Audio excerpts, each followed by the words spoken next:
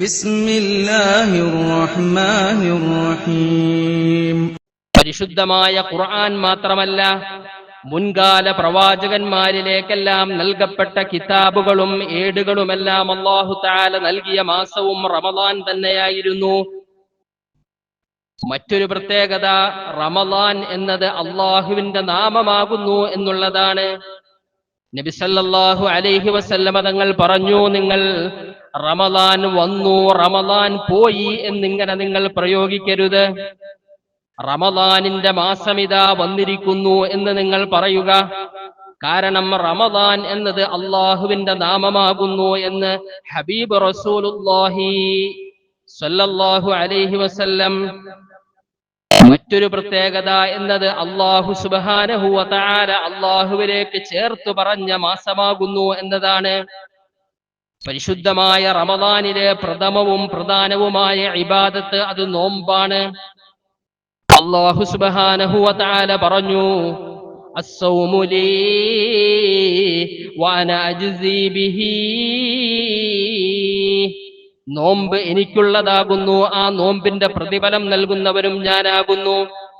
നമസ്കാരവും ഹജ്ജും സക്കാത്തും ഇങ്ങനെ തുടങ്ങി എല്ലാ ഇബാദത്തുകൾക്കും പ്രതിഫലം നൽകുന്നവൻ അല്ലാഹു തന്നെയാണ്. പക്ഷേ നോമ്പിനെ പറഞ്ഞപ്പോൾ അല്ലാഹു പ്രത്യേകമായി പറഞ്ഞു, നോമ്പ് എനിക്കുള്ളതാണ്, അതിന്റെ പ്രതിഫലം നൽകുന്നവരും ഞാനാണ് എന്ന്. എന്താണ് ഇതിന്റെ കാരണം? നോമ്പ് എന്നത് മറ്റ് ഇബാദത്തുകൾ പോലെ പ്രത്യക്ഷമായി കാണിക്കാൻ പറ്റുന്ന ഒരു ഇബാദത്തല്ല. അതുകൊണ്ട് തന്നെ ഒരിക്കലും ലോകമാന്യത എന്നത് ആ ഇബാദത്തിലേക്ക് ഒരൽപ്പം പോലും ചേരുകയില്ല. രഹസ്യമായ ഇബാദത്താണ്. അള്ളാഹുവിന്റെ പൊരുത്തവും അള്ളാഹുവിന്റെ തൃപ്തിയും അള്ളാഹുവിൽ നിന്നുകൊണ്ടുള്ള പ്രതിഫലവും കാംക്ഷിച്ചുകൊണ്ട് മാത്രമാണ് നോമ്പ് നോൽക്കുന്ന ഒരാൾ നോമ്പ് നോൽക്കുക. അതുകൊണ്ട് തന്നെ അത് രഹസ്യമായ ഇബാദത്താണ്. അതിന്റെ പ്രതിഫലം ഓരോരുത്തരുടെയും ഈമാനിന്റെ അളവനുസരിച്ചുകൊണ്ട്, ഓരോരുത്തരുടെയും ആത്മാർത്ഥതയുടെ അളവനുസരിച്ചുകൊണ്ട് അവർക്ക് ഞാൻ പ്രതിഫലം നൽകുമെന്ന് അല്ലാഹു സുബ്ഹാനഹു വ തആല. നോമ്പിനെ അല്ലാഹു തആല നമുക്ക് നൽകിയതിന് വ്യത്യസ്തങ്ങളായ ലക്ഷ്യങ്ങളുണ്ട്. പ്രഥമമായ ലക്ഷ്യം, പ്രധാനമായ ലക്ഷ്യം പരിശുദ്ധമായ ഖുർആനിലൂടെ അല്ലാഹു തആല പറയുകയാണ്, ബിസ്മില്ലാഹിർ റഹ്മാനിർ റഹീം. യാ അയ്യുഹല്ലദീന ആമനൂ കുതിബ അലൈക്കുമുസ് സിയാമു കമാ കുതിബ അലല്ലദീന മിൻ ഖബ്ലികും ലഅല്ലകും തത്തഖൂൻ. അല്ലയോ വിശ്വാസികളെ, മുൻ സമുദായങ്ങളിലേക്കെല്ലാം ഞാൻ നോമ്പിനെ നിർബന്ധമാക്കിയതുപോലെ ഇതാ നിങ്ങൾക്കും നോമ്പിനെ നിർബന്ധമാക്കിയിരിക്കുന്നു എന്ന് അല്ലാഹു സുബ്ഹാനഹു വ തആല പരിശുദ്ധമായ ഖുർആനിലൂടെ ഓർമ്മപ്പെടുത്തുകയാണ്. എന്താണ് ഈ നോമ്പ് നിങ്ങൾക്ക് നിർബന്ധമാക്കിയതിന്റെ പിന്നിലുള്ള ലക്ഷ്യമെന്നറിയുമോ? ലഅല്ലകും തത്തഖൂൻ,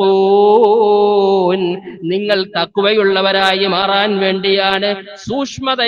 സൂക്ഷ്മതയുള്ള ജീവിതത്തിന്റെ ഉടമകളായി മാറാൻ വേണ്ടിയാണ് അല്ലാഹു നിങ്ങൾക്ക് നോമ്പിനെ നിർബന്ധമാക്കിയിരിക്കുന്നത് എന്ന് പരിശുദ്ധ ഖുർആൻ. ജീവിതത്തിലേക്ക് സൂക്ഷ്മത വരണം, തഖ്വയുള്ള ജീവിതത്തിന്റെ ഉടമകളാകണം. ഈ ഒരു ലക്ഷ്യത്തിന് വേണ്ടി അല്ലാഹു തആല നിങ്ങൾക്കിതാ നോമ്പിനെ നിർബന്ധമാക്കിയിരിക്കുന്നു. റമളാനിന്റെ വ്രതം അല്ലാഹു നിങ്ങൾക്ക് നിർബന്ധമാക്കിയിരിക്കുന്നു. എന്താണ് തഖ്വ എന്ന് പറഞ്ഞാൽ? മഹാനായ അബൂ ഹുറൈറ റളിയല്ലാഹു അൻഹു നബി സല്ലല്ലാഹു അലൈഹി വസല്ലമ തങ്ങളുടെ പ്രധാനപ്പെട്ട സ്വഹാബിയാണല്ലോ.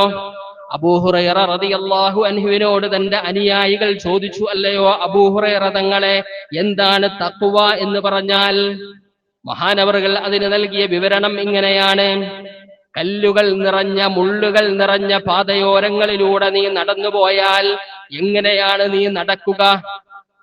ചോദ്യകർത്താവ് പറഞ്ഞു, വളരെ സൂക്ഷ്മതയോടുകൂടെ ആ കല്ലും മുള്ളുമൊന്നും കാലിൽ തറയ്ക്കാതെ വളരെ സൂക്ഷ്മതയോടുകൂടെ ഞാൻ നടന്നു നീങ്ങും.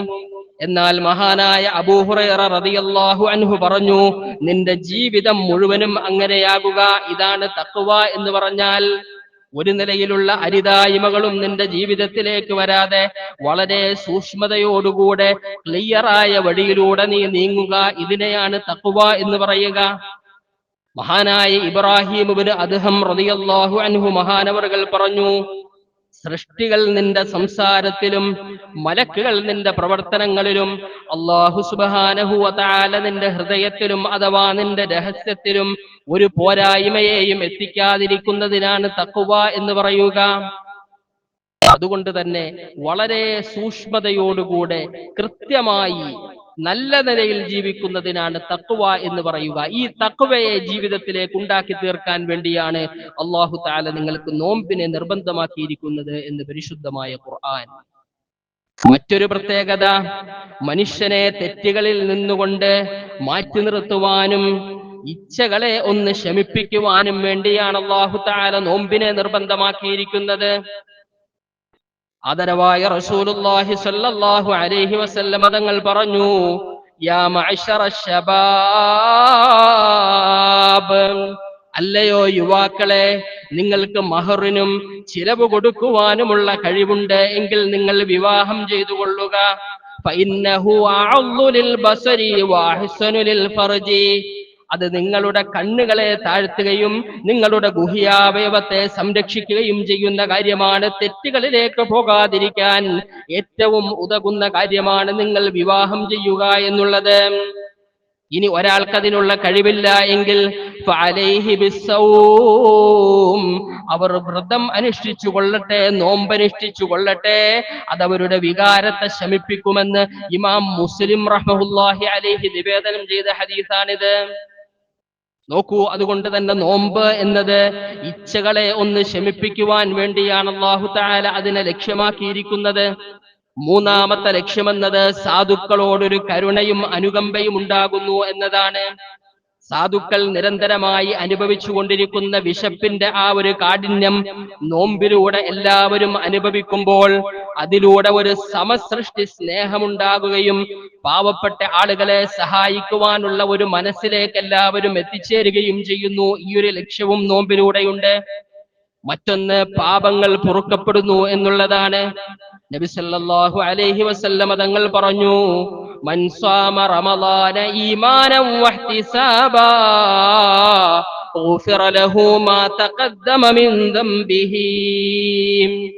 ആരെങ്കിലും ഒരാൾ അള്ളാഹുവിലുള്ള വിശ്വാസത്തോടുകൂടെ അള്ളാഹുവിൽ നിന്നുകൊണ്ട് പ്രതിഫലം ലഭിക്കുമെന്ന പ്രതീക്ഷയോടുകൂടെ ആരെങ്കിലും നോമ്പനുഷ്ഠിച്ചാൽ അവന്റെ മുൻകഴിഞ്ഞ മുഴുവൻ ദോഷങ്ങളും അല്ലാഹു സുബ്ഹാനഹു വ തആല ആ നോമ്പിലൂടെ അയാൾക്ക് പുറത്തു കൊടുക്കുമെന്ന് ഹബീബുനാ വ ശഫീഉനാ റസൂലുള്ളാഹി സ്വല്ലല്ലാഹു അലൈഹി വസല്ലം.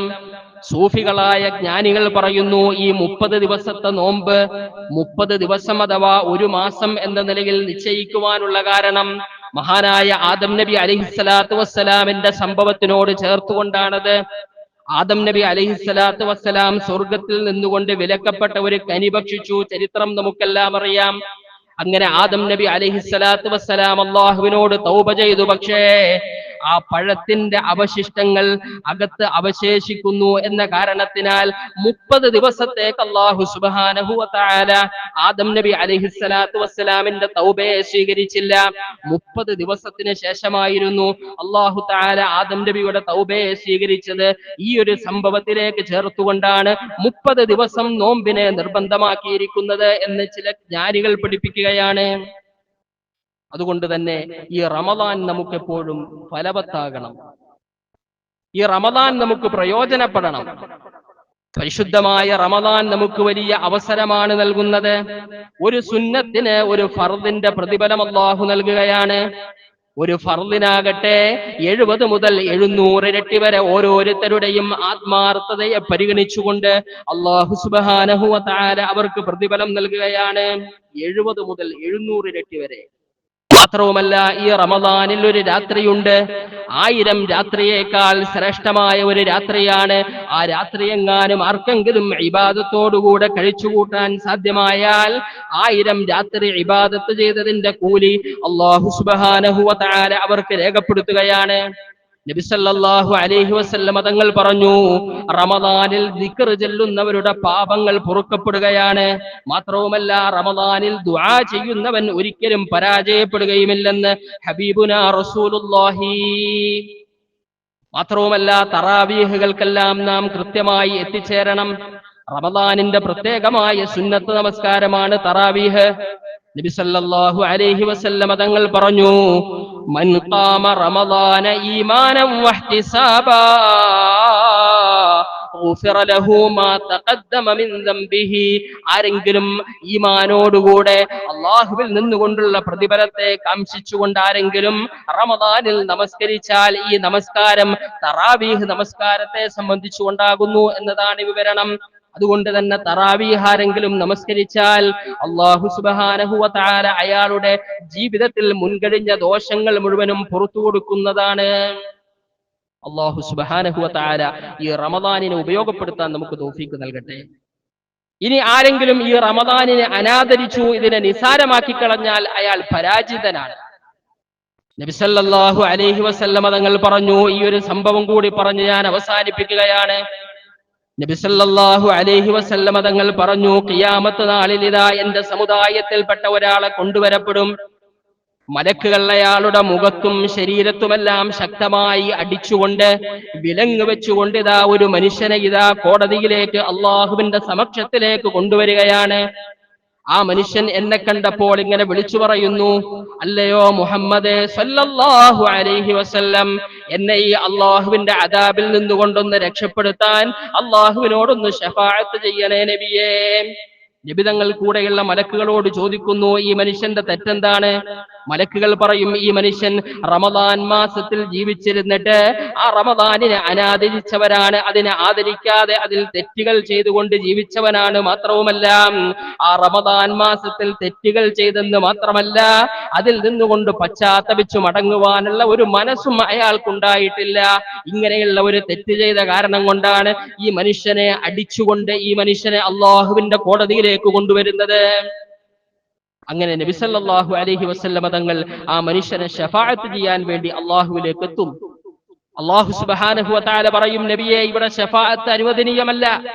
കാരണം ഈ മനുഷ്യനെതിരിൽ ശക്തമായ ഒരു എതിരാളി ഇവിടെ നിൽക്കുന്നുണ്ട്. നബി സല്ലല്ലാഹു അലൈഹി വസല്ലമ തങ്ങൾ ചോദിച്ചു, ആരാണ് ആ എതിരാളി? അല്ലാഹു സുബ്ഹാനഹു വ തആല പറയും, ശഹ്റു റമളാൻ. ഈ മനുഷ്യന്റെ എതിരിലുള്ള ശക്തനായ എതിരാളി പരിശുദ്ധമായ റമദാൻ മാസമാണ്. റമദാൻ എതിരാളിയായി വന്ന ഒരാൾക്ക് ഇനി എന്റെ ശഫാഅത്തില്ല എന്ന് പറഞ്ഞുകൊണ്ട് നബി സല്ലല്ലാഹു അലൈഹി വസല്ലമ തങ്ങൾ അയാളെ കൈയൊഴിയുന്നു, അയാളെ നരകത്തിലേക്ക് അല്ലാഹു തആല കൊണ്ടുപോകുന്നു എന്നാണ് ചരിത്രം. അതുകൊണ്ട് തന്നെ ആ പരിശുദ്ധമായ റമദാനിൽ ഇബാദത്തുകൾ ചെയ്യുവാൻ, അതിൽ സജ്ജരാകുവാൻ അല്ലാഹു സുബ്ഹാനഹു വ തആല നമുക്കെല്ലാം തൗഫീഖ് നൽകി അനുഗ്രഹിക്കട്ടെ. റമദാനിന്റെ ആത്മീയതയെ അനുഭവിക്കാൻ അല്ലാഹു സുബ്ഹാനഹു വ തആല നമുക്ക് തൗഫീഖ് നൽകട്ടെ. ആ റമദാൻ കൊണ്ട് വിജയിച്ചവരിൽ അല്ലാഹു നമ്മെയും നാം ആരോടെല്ലാം കടപ്പെട്ടിട്ടുണ്ടോ അവരെയും അല്ലാഹു തആല ഉൾപ്പെടുത്തി അനുഗ്രഹിക്കട്ടെ. ആമീൻ യാ റബ്ബൽ ആലമീൻ.